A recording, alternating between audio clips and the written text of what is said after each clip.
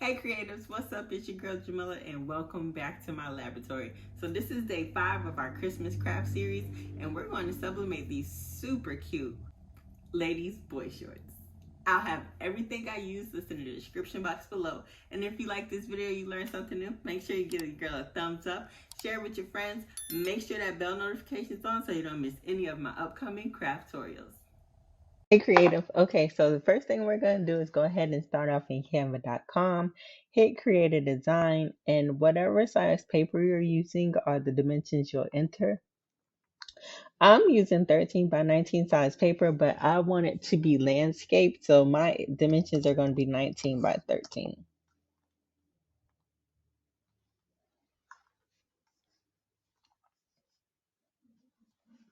So I'm going to keep my design super simple for this project. I'm actually going to go over to my uploads and I'm going to use this Tumblr design actually that I got from either Design Bundles or Creative Fabric. I don't really remember, but I'll have the correct link for you down in the description box of this video, as well as the link for you to try Canva Pro free for 30 days, okay? So I have this. It's actually a Tumblr image, but we're going to make it work. And I'm just going to stretch it out to the dimensions of the boxers, well, the boy shorts that I'm doing, which is about 15 by 9.5. But I'm going to make it just a little bit bigger to give myself some wiggle room because I'm not the best measurer, okay?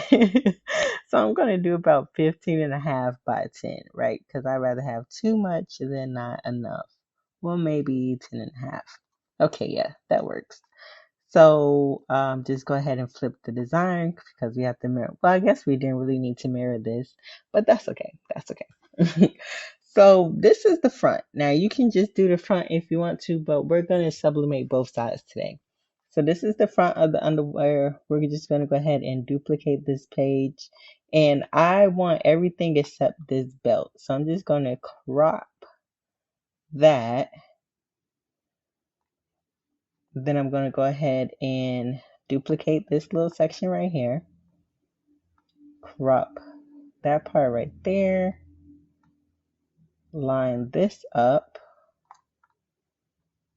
Actually, I need to go up here and flip it vertically first. There we go. Now it's like a seamless pattern.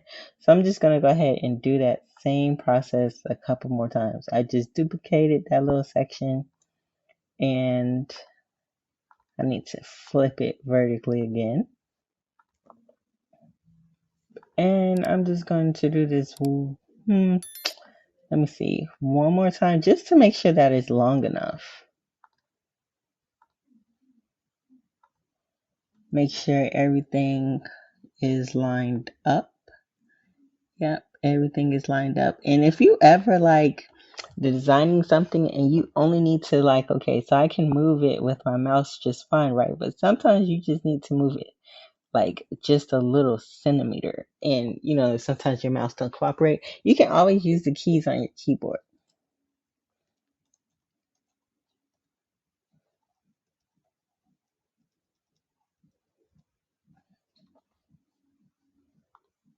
So that looks great. So I'm just going to select all these pieces and group them and just kind of stretch it out to get my measurements. And I mean, this is cool. We'll do, yeah. So this is great. No need to mirror anything because it's the same on both sides. So we have, this is the back and we have the front.